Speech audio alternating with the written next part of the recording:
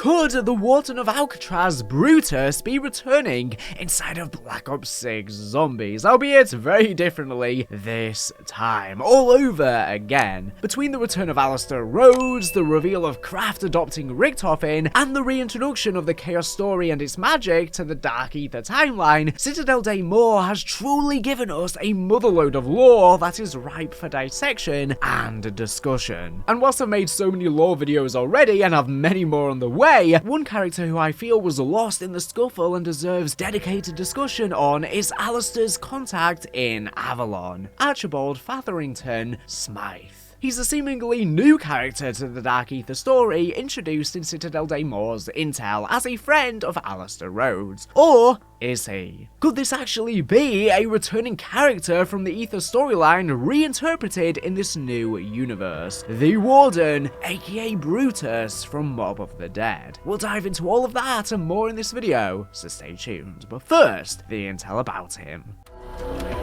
I'd like to begin by expressing my gratitude for your eagerness, Sir Archibald.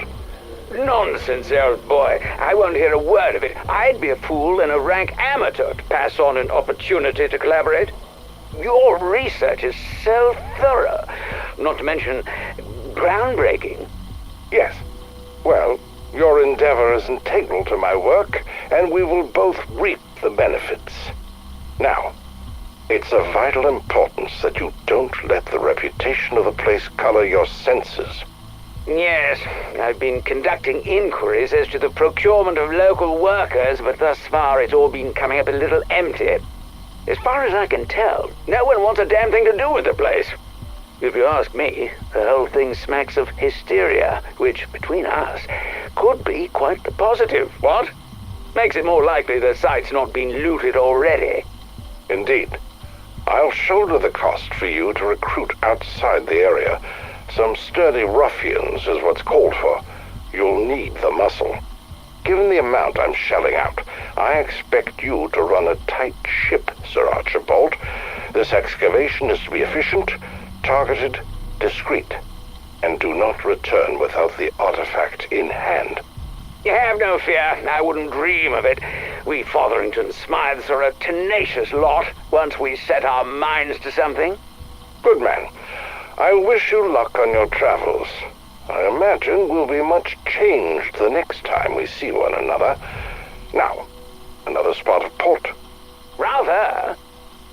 This radio is our initial introduction to Archibald. We hear Alistair recruit Archibald to head up the start of an excavation site, likely the one nearby to Citadel that we will be visiting in DLC 2 Dig Site. This is seemingly the last they speak, as Alistair implies it will be some time before they see each other once again. This is extremely interesting as it has spurred prior discussion from us as to whether this radio takes place just before or just after the end of the Chaos story, if it hadn't been cut short in Black Ops 4. And I'll have that video linked on screen and in the description if you want to check it out after you're done with this one, because it provides all of the answers to the Chaos story that we have been begging for. It could be either as both before and after its ending, if he somehow survived as Kraft's life story says. Alistair would be in pursuit of any Sentinel artifacts he knew of. However, I believe the more likely implication here is before, as if Alistair knew the dangers of the Sentinel artifacts and their trials like he would after the story played out. He surely would not send his friend down into this excavation site essentially to his death. Initially, I definitely thought afterwards in that prior video, but after I've sat on it for longer, I'm kind of now flip-flopping. But this is the fun of the intel, the speculation and the many angles we can interpret them. Plus the "we'll both be changed the next time we see each other" comment seems to imply that both men are about to go through great change, and Alistair's would be the events of the forthcoming Chaos storyline that would eventually lead to him being frozen in stone by Medusa.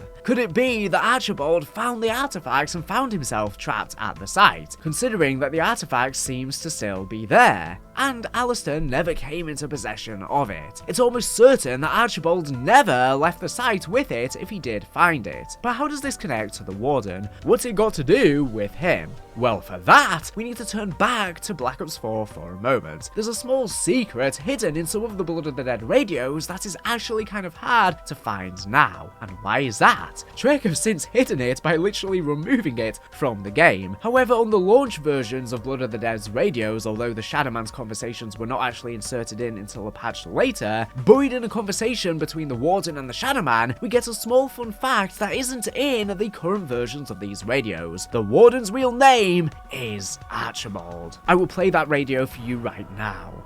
That's a good lad. You have been an adequate servant, Archibald. Therefore you will continue to serve after the corruption. Such an honor. For me. That's a good lad. You have been an adequate servant. Therefore you will continue to serve after the corruption. Such an honor. For me. Now, of course, people were speculating for a very long time that the Warden was none other than Stanley Ferguson, but that proved to be incorrect. And like I say, it seems like his name was actually Archibald all along, being completely separate to Stanley Ferguson. Why Treyarch chose to remove this is unknown, but because it shipped with the launch version of Black Ops 4, recordings of these radios still remain and are factored into discussions, which means that ultimately, whether it's in the game now or not, the information remains in the public zeitgeist. Meaning that when we hear the name Archibald again, we would immediately think of none other than Brutus. And we know in Black Ops 6, the Warden has returned to the fray for the first time since Black Ops 4 as an operator for the Vault edition of the game, alongside with the return of Klaus from Black Ops Cold War. At first, we assumed both of these characters were inconsequential to the lore and simply non-canon cameo operators. It made sense, especially if they chose the Warden because he was voiced by Nolan North, who has already returned to play Richtofen. However, now that datamine leaks of the game have begun to become more consistent, data miners have stumbled across something interesting that I've mentioned in many videos, an enemy in the files named Mecha Klaus. This Mecha Klaus is likely some sort of upgraded Klaus enemy planned for either the Mansion or Janus Towers DLC map, some sort of upgraded Klaus likely built by the engineers at Project Janus. Perhaps it is some sort of new version of the Panzer Soldat, for example, with Klaus's AI personality. Of course, Klaus was last seen when he sacrificed himself to detonate Valentina's warhead from within the Dark Ether on Mauer Totem. Deliver the warhead to the Dark Ether. Let us be done with this. I suppose this is the real reason why I'm here. Oh, it is important to feel needed.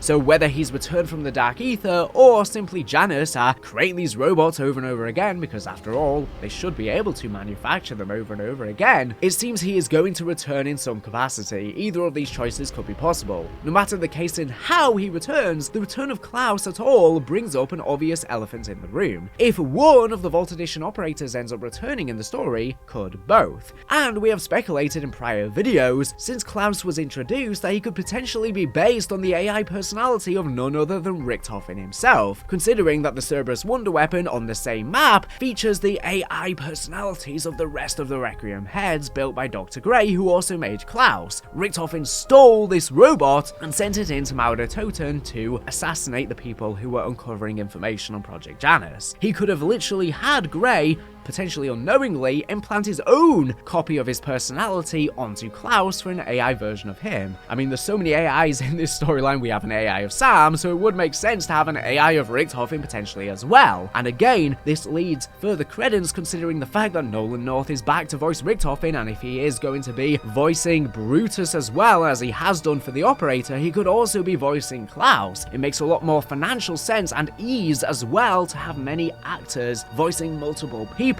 This would be the most convenient. Now, at first, the assumed answer would have to be no, right? The Warden was trapped inside of the Mob of the Dead pocket dimension forever, and even if the old multiverse collapsing into the Dark Ether would have put him in there, he'd long since be dead for millennia, or at the very least, just cloned over and over again in the Dark Ether, just as we fight endless versions of Brutus in the pocket dimension of Alcatraz, which would allow for the ability to see some sort of new, potentially even further corrupted version of Brutus in the future returned from the Dark Ether, but mutated, similar to how we have the Abominations, which could likely be a mutated version of the Magwas over millennia being trapped in the Dark Ether.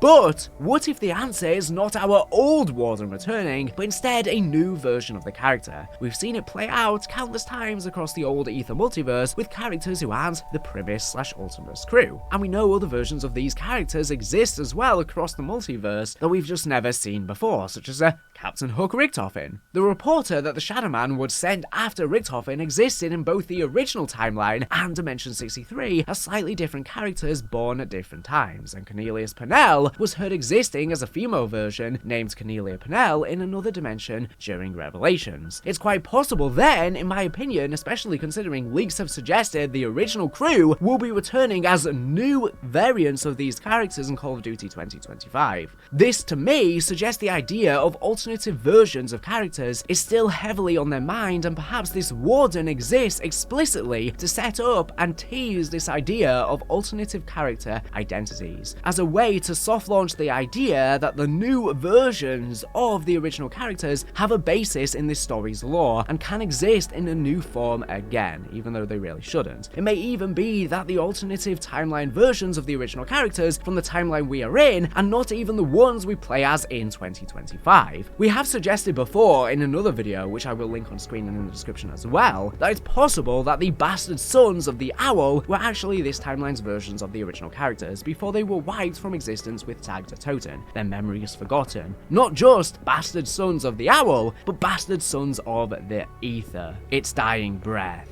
wiped from ever having existed. And considering that they are all half-brothers born to many different women that the Owl had children with, it's even possible they still retain, or at least half retain, their irrespective nationalities. Although that doesn't necessarily have to be the case because they are completely different versions of them, and in a multiverse, who's to say they don't have completely different nationalities or are all just French now? But I wonder if each of the mothers, if they did not have any of the same, one could have been German, one could have been American, especially since there's a grave with the last name Dempsey on Libby Falls, so that's a very common last name, so I don't think it necessarily indicates anything, but it could, now that we know the original crew will be back at some point. One could have been Japanese, one could have been Russian. This is once again a revisit of the theme of character reinterpretations, and very likely what is being set up by both Archibalds, a new and never before seen alternative version of Primus/Ultimus. With the reason we had this character revealed as being named Archibald was to once again encourage drawing this same parallel. The biggest factor in this question would come down to similarities in these characters. Usually, even if the characters are different across different universes, some sort of central theme or purpose to the character remains the same, as though destiny bound them all together. With Archibald Fotherington Smythe, that becomes a bit difficult, as so far we know very little about him. But we can take what little we have learned though and compare that with the Warden to see if anything lines up now or gives us an idea on where Archibald might go in the future. Archibald is an old friend of Alistair's whom he contacts for help in overseeing construction on an excavation site right by the Citadel in Avalon, France that he wishes to start in search of the Sentinel artifacts buried there. Alistair promises to provide all of the financial resources necessary if Archibald can maintain the human power and day-to-day function of the site in the way that Alistair would want it. Essentially, Archibald is being asked to take command over a small group of humans for someone with far greater resources as part of a play for a power much larger than he could ever be aware of. Could this connect to the Warden? The Warden's origin story is somewhat similar. The Warden was contacted by both the Shadow Man, pretending to be none other than Satan, the devil himself, and the Illuminati, for help in overseeing the construction of Alcatraz Island, specifically Richtofen's lab there and the 115 mine underneath the island. They promised to provide the financial resources necessary if the Warden can maintain the day-to-day operations of Alcatraz Island. And the Shadow Man promises power to rule over the island in his own hell world if he simply does as he wishes. Apologies, my lord. I am here. Calm, faithful Warden, calm. I bring glad news. The world that you seek is near at hand. Oh, thank you, my lord. Thank you. I've done my best to prepare the way. Please, where are you now? Hidden. Trapped. Waiting. I I see. Tell me what I must do. 4 souls in your possession, 4 arriving soon. With the first, you will transform the island. Salvatore De Luca, Finn O'Leary, Billy Handsome, Al Arlington. Salvatore, Finn, Billy, Al. Yes, my lord, I know these names. Their sins shall be their undoing. Their eternal punishment through your sacrifice will ensnare another. His ultimate reckoning. A trap for another. Forgive my ignorance, Lord, but how will I know what to do? Sir, it's me, Stanley. We have a situation. Damn the situation, Ferguson. You handle it. I am not to be disturbed. Wait. Listen. I'm real sorry to interrupt your prayers, sir, but there's been a murder up on the roof. It's Al Arlington. Arlington? Yes, sir. Part of some kind of botched escape attempt. We got Sal DeLuca and his 2 cronies in custody. Looks like it was them. I'll be right there. I'll be right there.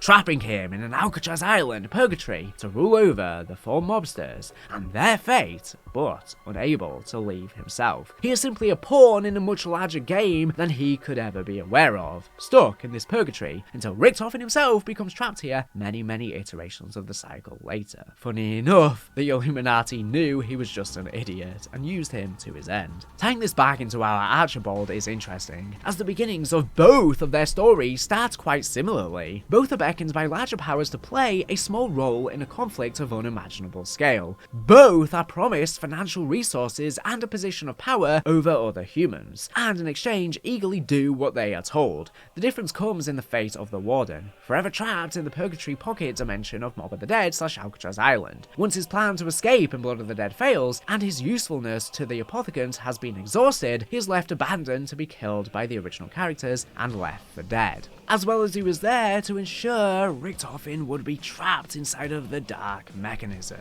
He thought he could use Richtofen's blood to escape the pocket dimensions, and thus the Apothecants would have been freed unbeknownst to him. In actuality, as soon as the characters escape, he is left there for dead. The Shadow Man tricked the Warden into thinking he would unleash the hordes of hell. In actuality, he was just used to ensnare Richtofen, and the hordes of hell were not real. They were, of course, the Apothecants, and that was not the goal of the Shadow Man with this trap. He knew Brutus was a moron as well, and used his obsession with the occult and demonic natures to exploit him for his means. The Warden, when he trapped Primus, had they not been rescued by the spirits of the mobsters who broke their cycle, potentially planned to bring each of them into the dark mechanism to extract all of their blood to open up 4 portals for himself, and potentially more portals for the hordes of the Apothecants, which he thought were the devil's minions to escape. Of course, that never happened, and we ended up having to fight him before Richtofen had to sacrifice his blood. Luckily, he had enough to open up portals for them. Of course, this version of Archibald is not an Alcatraz guard. He's not even got anything to do with prisons at all. But it seems this obsession with the occult has taken him in a completely different direction, and he seems to be an archaeologist, similar to Alistair Rhodes. They're almost unrecognizable beyond this obsession with the occult. It's also interesting if he does end up being a version of Brutus, considering the fact that Panos' machine on Liberty Falls does seem to resemble the dark mechanism. In fact, even the portals above, both used in similar ways to extract the essence of Richtofen's blood to allow the others to escape the realm through portals, or Panos to extract the souls of the zombies, as well as the Strike Team's essence to allow him to return to life and go out of the dark ether, are so similar. And he's been speaking to an unknown character that I think is likely Samantha Maxis, potentially the Sam AI pretending to be Samantha Maxis, or could it even be Archibald if he is somehow trapped in the dark ether or something like that, explaining why he's built a machine so similar to the dark mechanism. But Samantha Maxis, with memories of the old Etherverse, would also potentially have some sort of knowledge of that, I guess, theoretically, or it's just paying homage, it's a cool little callback that's not too big of a deal. Could the same or a similar fate be awaiting our new Archibald in this new universe? Could it be that once he finds the Sentinel artifact in the dig site, these forces so much larger than him finally take hold, and he too will end up eternally trapped somehow. There are grounds for this, as we know in the past, characters like Perseus have accidentally found themselves stuck inside of a sentinel trial for thousands of years, a far longer amount of time than Archibald would have needed to be trapped to still be alive. And we saw the Warden be fooled by a higher power, speaking to him and tricking him into his fate. Could Archibald suffer the same fate by being tempted by the Shadowsmiths or some other yet unknown entity or other old one trapped inside an uncompletable sentinel trial? For example, we know that Weaver was etching in markings of the old ones suggesting their return, as well as the construct in his cell on Terminus Island, and Spragmus prophesies that after the Forsaken was contained, the old ones would return. So we know the old ones will be back at some point in time, and could this new Archibald's obsession with the occult mean he gets lured by one, if not more, of these evil entities, demons from the Dark Ether? Not the same as the Shadow Man, but could be potentially the Shadowsmiths, or, like I say, another entity. I mean, the Shadowsmiths do look very similar to the Shadow Man, so it could be this storyline's version of the Shadow Man. Even if they're not exactly the same functionally in the story, they could play a similar role and be using this new Archibald for their own end. Or could he find some sort of gateway or portal? We know that Dig Site seems to be paralleling Origins to some degree, with us having already seen the rocks from the Crazy Place with the circular symbols on in the Citadel Daymore boss fight. Could Archibald find this world's gateway to Agartha? We know that's what was in the Crazy Place under Origins in the original timeline, and the original character's premise opening this up allows Samantha to bring her father's brain into the house in Agartha. If this dig site is essentially the new Origins or thematically similar, what's the new Crazy Place, and will Archibald end up trapped there as the past one was? Now obviously Agartha does not exist anymore, so if there is a new version of the Crazy Place in this new story, potentially underneath the dig site map, and potentially when we teleport into it in the Citadel Daymore boss fight, it's not actually under the map but close by, if it has a similar portal gateway, this could actually lead simply to the Dark Ether instead of Agartha. At the end of the day, when we see, for example, Order spawn in Firebase Sea and Outbreak, it comes from a similar portal that very much resembles the portal to Agartha in the Crazy Place, but it's now purple, as well as the same portals that appear when the dragon rockets go off to bring the essence to the Forsaken back in the Dark Ether in Outbreak. So, each man and each version of Archibald was driven by an obsession with the occult that took them deeper than they ever wished to go. I will now play a quote from Perseus that again is very interesting and parallels what we are talking about here. It has been over a year. I have lost count of the days and the deaths. Most of my men are gone, torn to pieces by the evil we unleashed. The evil she unleashed for me. But if I can just complete this test and prove myself worthy, I shall take my father's throne the same way he won it. Perhaps it is then that we will go to the dig site and find out more information on Archibald before finally meeting him once we activate the Sentinel Trial. And once we do, we either battle against him or help rescue him as we solve the Sentinel Trial. If he truly is a parallel to the old Warden, a battle against him is more than likely, and even if he is good, he will almost certainly not escape the trap he finds himself in. Unless of course we see the continuance of their habit of inverting old Ether story concepts before reinterpreting them in the Dark Ether story. Perhaps this Archibald, instead of being an evil, power-hungry psychopath, willing to sacrifice his own life for what he thought was satanic power, as he literally killed himself by electric chair to seal himself with the other mobsters who died similarly in a pocket dimension. Potentially this time, he will instead be a more kind, friendly, and understanding Archibald, whose curiosity and power-hungry friends end up getting him trapped in a very similar eternal prison. Only this time, his different demeanor and outlook means he is rescued or redeemed by the other people who end up entering this dimension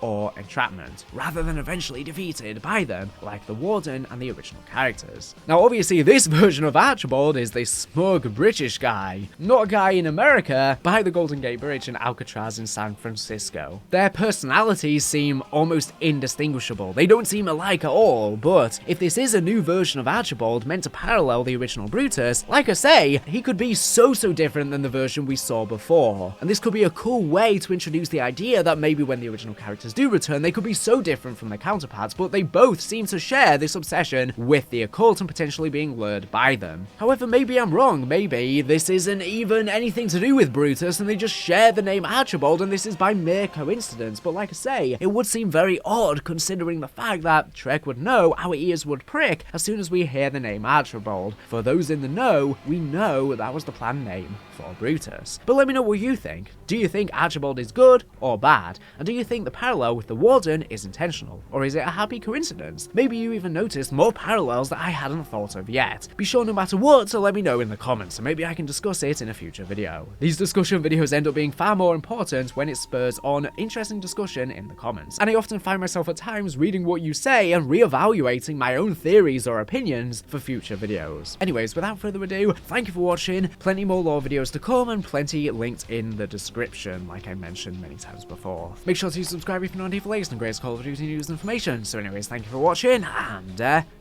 bye.